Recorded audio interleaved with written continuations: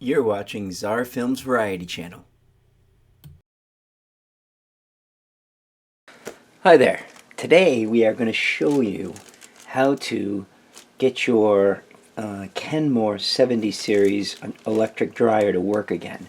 If you notice, if you're one day you're using it and suddenly it stops working and won't start when you push the start button, but you can still hear the clicker going, that's usually an indication that the power coupling circuit is gone and we bought a replacement one. We're going to show you how to replace that. So usually what happens is things overheat and the power coupling trips, and then it prevents the unit from working. So basically you want to vacuum up any dust. You want to take off the back panel, okay? And we've already loosened the bolts, okay? So there's 1, 2, 3, 4, 5, 6, 7, and we also took off a panel that was here that slides in that we'll put back. So we went ahead and took the back panel off. And before we get into it, this is a big problem right here. This is your lint catch, and you need to unscrew 1, 2, 3, 4 hex bolts, and on the top where your lint pull is, there's 2 Phillips head screws. So unscrew these 4 and unscrew the 2 screws and then slide this whole unit out. This will come out. This bottom unit here will come out and the whole thing will come out. You flip it out upside down, you can clear it out. Most likely some lint and all kinds of stuff gets trapped up in here, and eventually it heats up and then it trips. Just above your exhaust panel, exhaust port, over here there's a bunch of wires, and then there's a white thing here, and it's held in with 1 screw, hex screw, just like that we've already loosened and taken out. So what happens is it heats up and this circuit pops. So, oh, and of course, before you do anything, make sure that you unplug everything before you even attempt anything. That should go without saying, so sorry, just a little that's safety advice. So this is the piece right here, and there was basically a hex bolt like this holding it in. So we unscrewed it. Okay, so you take that out.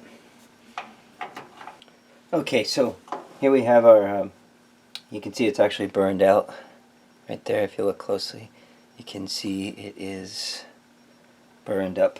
So okay, so we're going to go ahead and pop these off. This thermal fuse, just remember which one goes to which. So this one over here, separate them.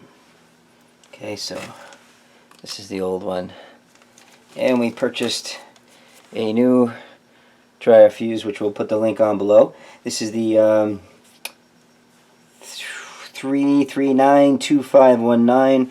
It's the Whirlpool Kenmore Dryer thermal fuse. This is a replacement part. It's an exact fit for Whirlpool, Kenmore, Roper, and KitchenAid dryer.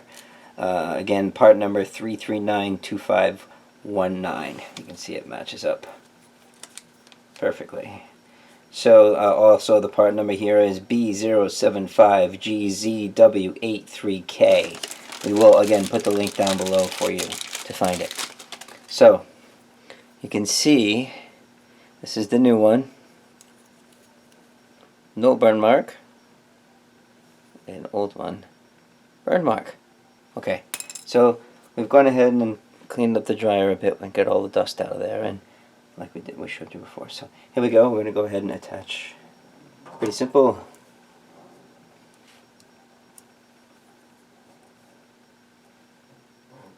Very easy. And then it sits into the groove like that.